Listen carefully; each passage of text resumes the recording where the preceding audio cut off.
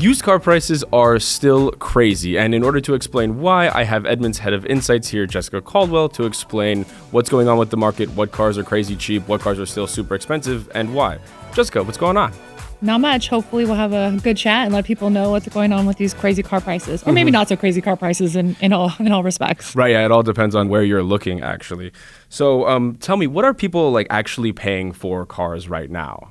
Well, I think if you look out in the market, especially for the used market I'm speaking about, people are paying relatively high prices. Like if you were to look out there and you see the average of all used vehicles is over $30,000, it seems astronomical, right? You think a used car, maybe I can buy one for $10,000, $15,000. That seems right. Wish. Yeah. I know. Anyone who bought a car maybe before COVID versus now, it's an entirely different ballgame. But you are getting a nicer vehicle, a lot more features. So it's not necessarily the inflation that we see in other products where you just buy exactly the same gallon of milk, you're just paying $2 more. Right, okay, that makes sense. Tell us about this data, how do we get it? Where do we collect it from? Tell us more about how we know what we know. Right.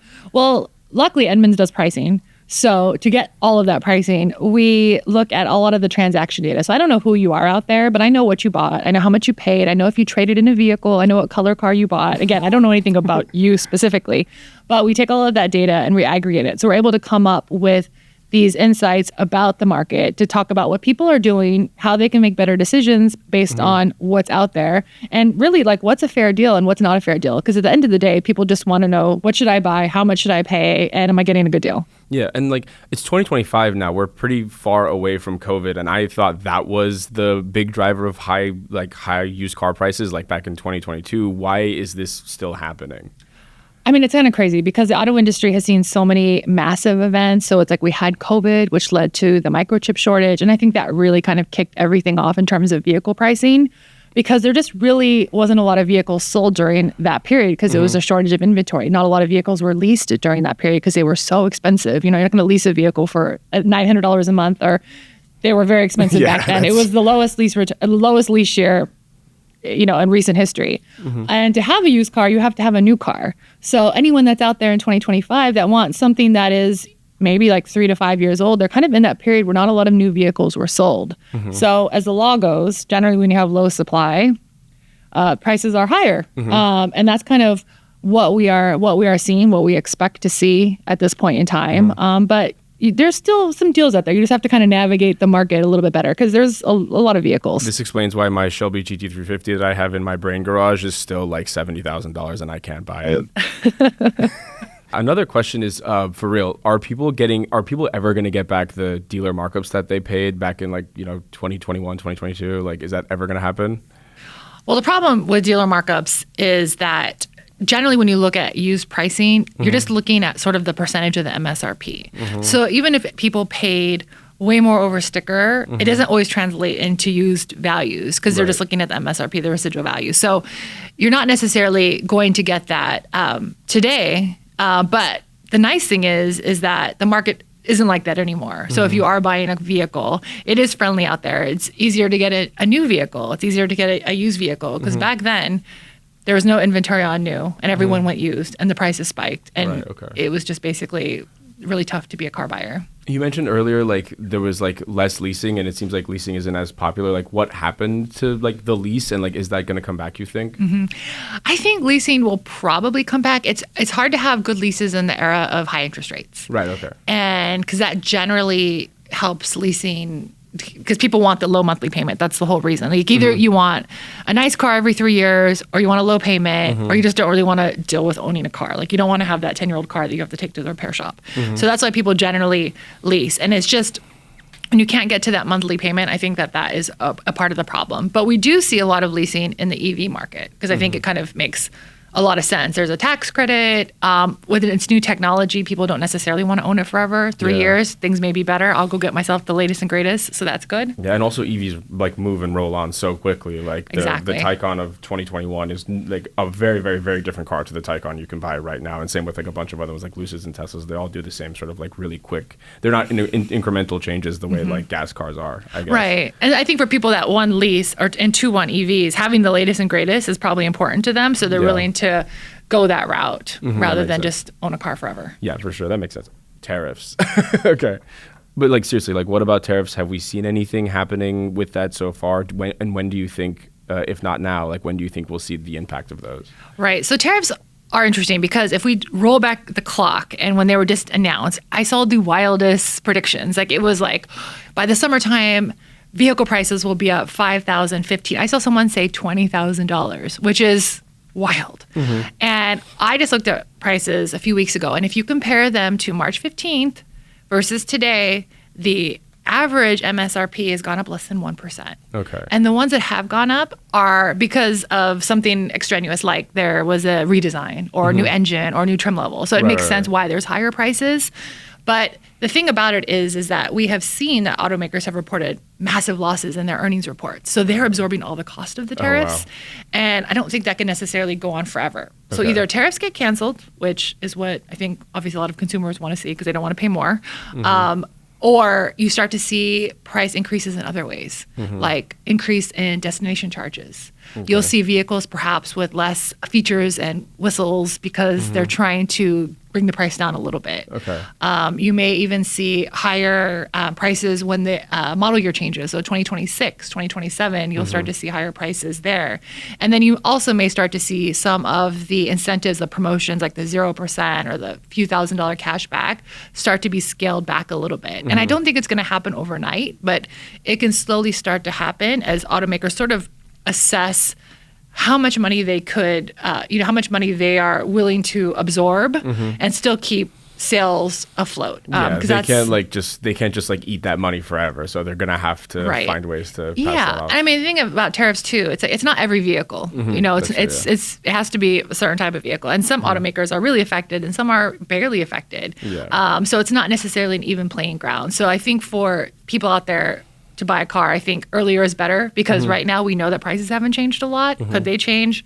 They could. And so if you're kind of like on the fence in the next 6 months or a year, it feels like to be better to be safe than sorry, really. New cars are like more expensive than ever though, right? Like, I mean, we're seeing like record high like ATP or average transaction price for like new cars and stuff. Like, is there any relief like you think on the way, or is we're just going to see this like regular creep upward for like forever, basically?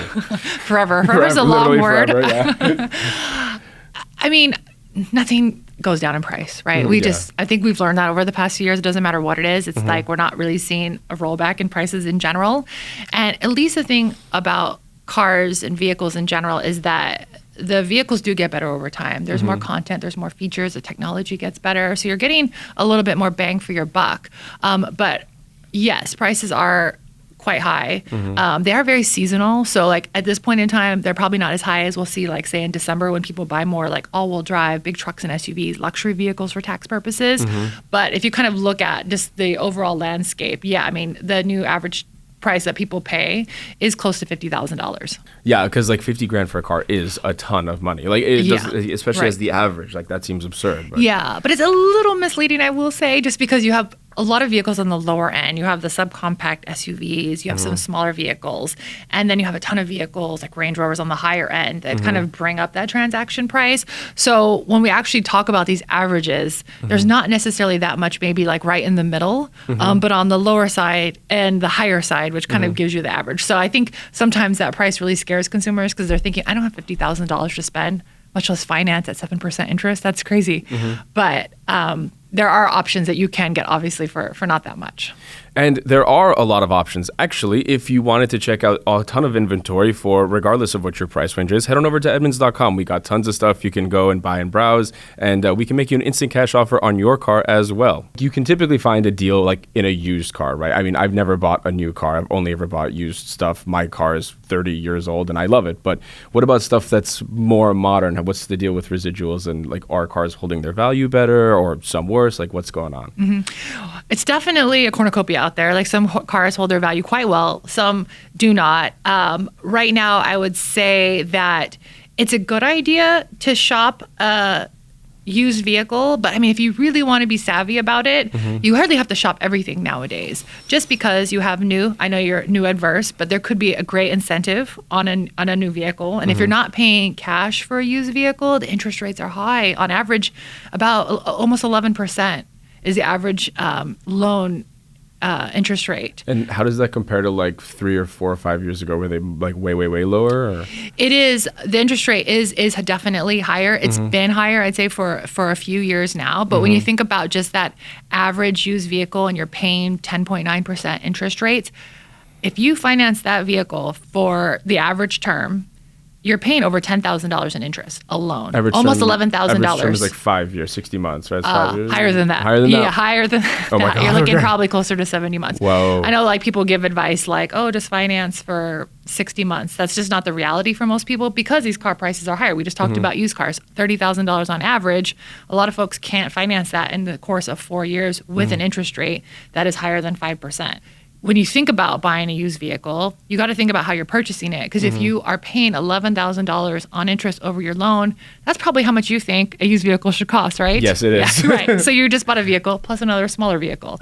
So it kind of really depends. But what we do know is that used vehicles today, you buy a 3-year-old used vehicle, you're probably going to like it. It's nice. It has new technology compared to maybe 5 years ago you bought a used vehicle. It may have seemed a bit old. Like technology's come a long way, I'd say, feature content, all those things in a short period of time.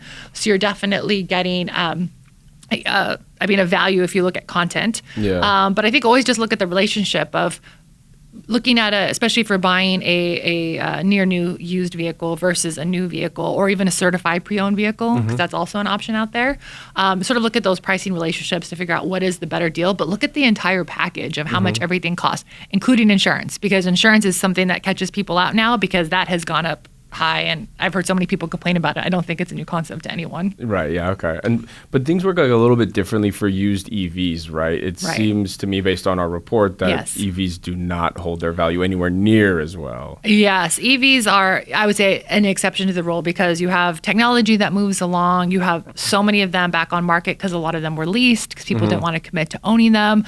So if you do want a great used vehicle deal, EVs are good. But the thing about it is, if you look at a 3-year-old or a 4-year-old used EV, it probably isn't looking like the EVs of today. Like there has been a change versus maybe something like a Honda Civic where it's like a 3-year-old one is, still pretty, pretty decent. Same. Yeah, largely. It may look a little different, but EVs are kind of not in that vein. So they don't necessarily hold your value. And that's true with a lot of vehicles with new technology. And the thing about used values as well is that all of those bells and whistles and you want to get top of the line content, a lot of that content doesn't always hold its value as well as maybe you would think compared to the vehicle itself. So you just kind of have to be cognizant of that. Is it like a trust thing too? We're just like, oh, we don't know what's going on with the battery or whatever, and like who knows if it gets older and it doesn't like hold up as well. Right. And also, a little, definitely that, but also when you think about used EVs, they're competing with new EV leases. Oh, yeah. So if you're going to get a Honda Prologue, for example, for less than $300 a month, are you really looking at necessarily what's out there for a 3-year-old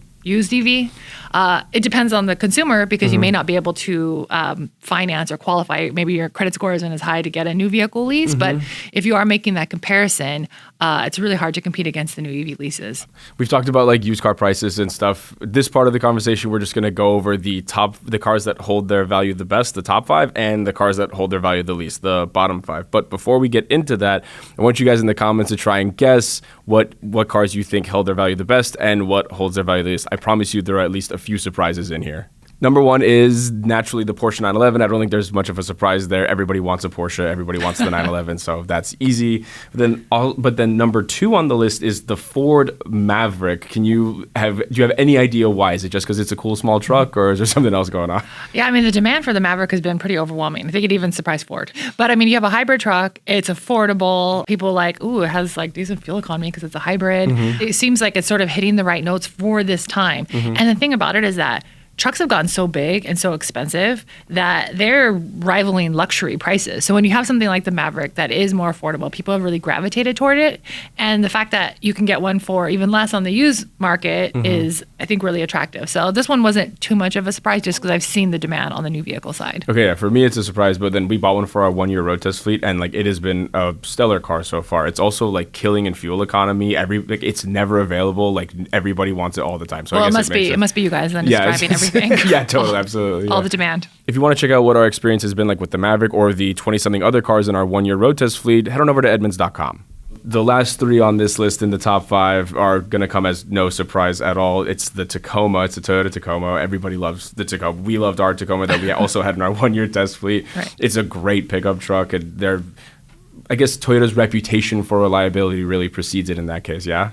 Yeah, I mean, the Tacoma is pretty much the Hall of Fame in this metric. I don't think, even looking at this type of list for years and years and years, I've been doing this a while, it would always be. It's just always up there. It's always there. I'm surprised it's not number one, to be honest. It always is like that. Yeah, there is so much demand for that vehicle, especially on the used vehicle side. Yeah, it's a great pickup. Right. Even the modern ones with the 4-cylinder and the hybrid, it's a great truck.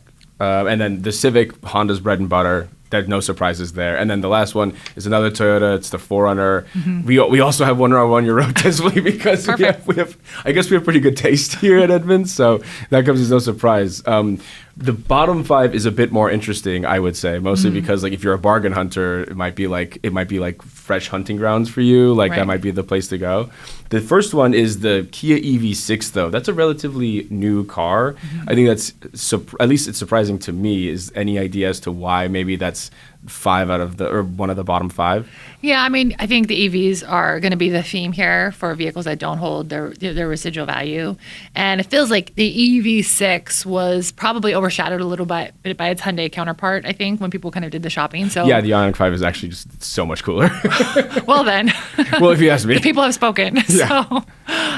So I think that probably is at play. But the fact that EVs, knowing this list is going to be the recurring theme here. And then the next one down is the only one that isn't an EV, and that's the 7 Series like luxury sedan. We talked about that a little bit earlier. People don't want luxury sedans anymore. Like luxury cars just have they have like way more room to fall as a result of like their higher prices. Yeah. Yeah. I mean, it's a tough sell, but this is a great car if you want to get a certified pre-owned one. I think that luxury is such a good one in that regard to get like that 3-year-old luxury vehicle if you're not that picky.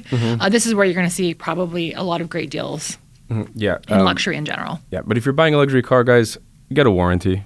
Next, the Nissan Leaf, and this is the this is the second gen Nissan Leaf, actually, not the one that just came out, which is a little bit blobbier and still relatively affordable, but like the most recent one that we all know and love, the little hatchback. Right. It's just cheap EV, like it was cheap to start with. So yeah, and I mean, Nissan Leaf was sort of the OG, the original electric vehicle, and I think people will remember kind of that quirky, weird vehicle, and so it kind of sometimes doesn't always work in their favor because it's been around. It kind of has gone through the trenches with us.